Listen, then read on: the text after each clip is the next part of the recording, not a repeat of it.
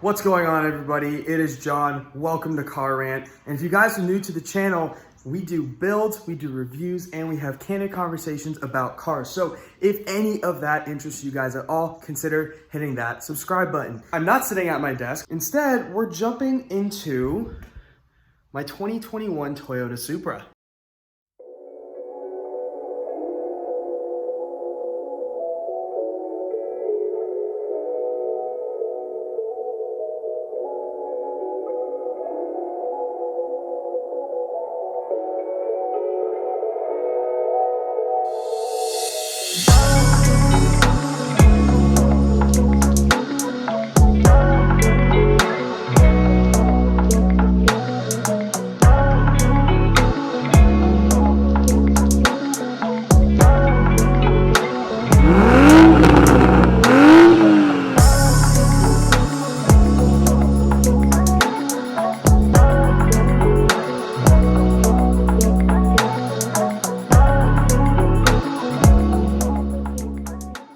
Now, for those of you who do not know, this is my 2021 Toyota Supra in white. And yes, I bought the 6-cylinder because, I'm sorry, the 4-cylinder is not a Supra. This video is strictly dedicated to the 5 things that I love, but also the 5 things that I hate about this car. With every like, there's a dislike, and with every amazing vehicle on the market, there's also things that you're not gonna like about the car. That's just how it works when you buy a vehicle. Now, the first thing that I absolutely love about the Toyota Supra has to be the styling. Now, I'm obviously not gonna get you a walk around.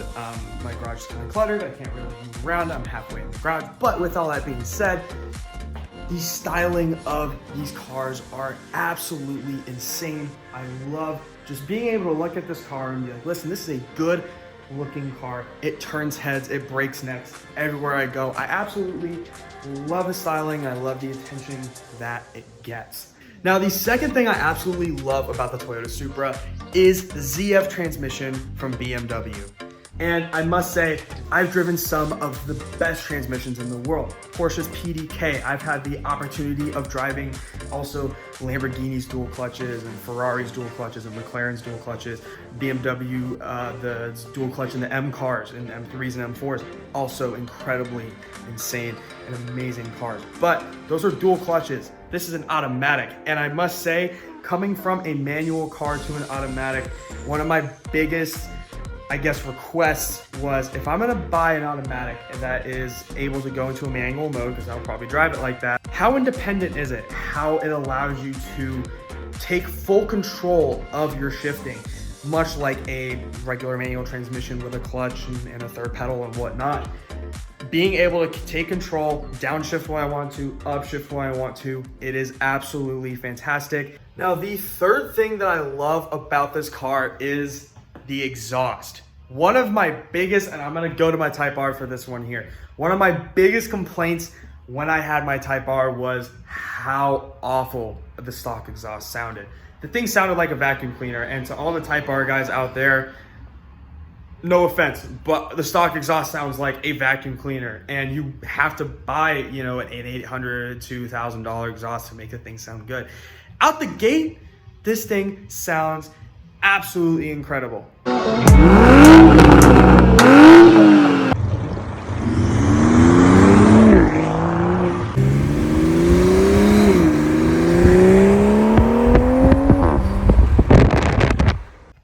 And again, it's amazing to see what a stock exhaust sounds like and what a stock exhaust can do. The amount of burbles and pops that this thing gets, especially in the sport mode, is something that I absolutely love. I love loud exhaust, and even better, I love it when an exhaust sounds like an AK-47. I'm just saying, some people don't like it. I absolutely love it. But the thing is because the exhaust is controlled by, valves and stuff like that, I can throw this thing out of sport mode when I go into my neighborhood that typically doesn't like the loud car life, and I'm able to throw it out of sport mode, and this thing quiets down like it's just a normal car. Now, the fourth thing that I absolutely love about this car is the aftermarket support that is offered for these cars. And I'm talking quality aftermarket modifications. Now, in some cars, I'm looking at the Honda Civic specifically, there's a lot of questionable mods as well as quality mods. Everything that I found for the Toyota Supra has been nothing but quality and tasteful modifications. Everything from little carbon fiber mods like the mirror caps, which I'm still waiting on, which I'll get to at the end of the video, to, you know, all the way to quality exhaust system, quality downpipes, quality carbon fiber everywhere. I mean, the amount of carbon fiber that's gonna go on this car is incredible, and it's all gonna be quality. Now, I'm probably gonna get a lot of hate from the JDM community for this, and I'm probably gonna get a lot of love from the Euro community. That's right, the Toyota Supra, with all the BMW components in it, makes it more German than Japanese. I'm just gonna be honest there. But I love it for that reason. The interior, it's a German interior, and with respect to the JDM community, Japanese interiors suck compared to German interiors. Y'all can come at me, but I'm right. He's out of line, but he's right. When it comes to the motor, it handles boost extremely well, it's extremely responsive, and the torque is off the charts. And now, again, you could thank Toyota for a lot of the tuning and whatnot, but BMW has provided the motor, provided the components to make this thing work. Not to mention this chassis and the way that this thing rides, it rides like a luxury car. It rides on that Z4 chassis, and the Z4 chassis is German. It's performance. The thing is I can drive this thing in comfort mode and I will hit a bump and not feel it. I ride this thing in sport mode, it stiffens up, it takes a turn like a champ, and it's able to do these things again because German performance and German engineering. You are not gonna get stuff like that out of the new Z, I'm just saying. Now, those are the 5 things that I love about my Toyota Supra. Now, let's jump into the 5 things that I don't really like about the Supra. Now, the first thing that I do not like about the Supra is the fake vents. Looking at the car, you can see right here, fake vent here, fake vent here. It goes on the other side, so you have fake vent here, you have fake vent here. You keep walking around the car, fake, fake. You keep going around. I have carbon canards right here, but there is a fake vent right there as well. This car is completely littered with fake vent. I already pointed that out, but still, fake vents everywhere. I hate it. Hated the way that fake vents were on the Type R. Cannot stand it. So again, we're hoping to fix that. Now, the second thing that I don't like about the Toyota Supra is something that I have fixed on the car, but it's something that if you buy a Toyota Supra stock, you're gonna be dealing with this. It's the wind buffeting in the cab. For some reason, when they designed the car, they didn't think, oh, let me roll the windows down and see how it sounds on the interior. The wind buffeting inside of these cars, I didn't believe them at first until I test drove one that didn't have the fins on the mirrors, which I'll show you guys in a second, is awful. Like, you can't have a conversation, you can't listen to music, your ears hurt, you start getting a migraine. It really sucks. Now we're gonna jump on into the interior of this car. And again, I love this interior. It's all BMW, so again, this interior is absolutely gorgeous. But again, BMW wheel, Toyota badge, BMW gear selector and all that stuff. Again, BMW everything. But first thing I hate about, or I guess the third thing I hate about this car has to be this right here.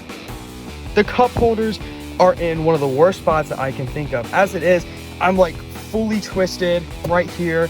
If I'm driving or whatever, I need to basically do one of these things to like grab my drink, and it's so uncomfortable. And I understand it's a sports car and whatnot, so finding space for these kinds of things is difficult, but y'all could have done better. I'm just saying, like, y'all could have done better. There's a little spot back here, which is nice, but again, it's a little storage, but if I need to grab something, I can't grab it. So certain placements of things I'm not a big fan of. You get over it really quickly once you realize that, oh, I have a Supra. But again, I hate the placement of some of these interior pieces. Now, the fourth thing that I absolutely do not like about this car has to be this infotainment system. Now, car's all BMW, so is the infotainment system, and this is a thing with most BMWs as well, but the Apple CarPlay in this car does not work. And when you have modern amenities like Apple CarPlay that you want to use and it doesn't work, that creates some problems. Now, I haven't run into too many issues with Apple CarPlay, but the biggest thing has to be that I have run into a couple of things where my phone doesn't automatically connect or anything like that. There's a lot of problems. It glitches out. It just does a lot of things that I don't like. And the fifth and final thing that I hate about this car, and I'm gonna turn it on because I can. I wanna see if I can get verbals. Oh, I don't. Oh well. Here's the fifth thing I don't like about the car. That heads-up display right there. Now, I like having a HUD. Do not get me wrong. I love having a HUD. But here's the thing. I also look down here and I look up here. One thing I don't like. What is that? The fact that it doesn't tell me what gear I'm in.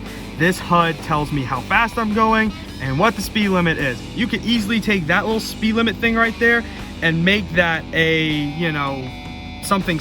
You can make that little thing right there what gear I'm in.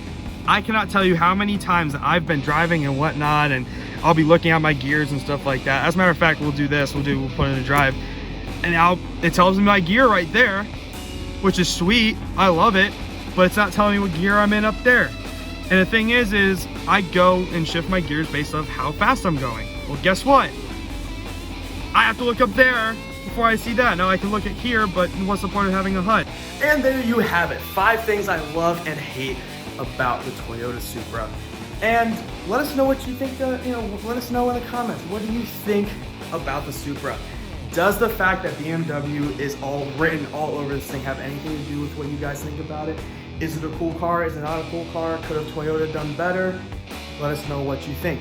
Thank you guys for watching. You know, we got a couple other videos that you guys can check out. Check out Car Rant, check out our previous episodes, check out our Formula 1 episode on Daniel Ricciardo and where you think he's gonna land, as well as our episode on Garage 56 and what does this do for NASCAR. With all that being said, I love y'all.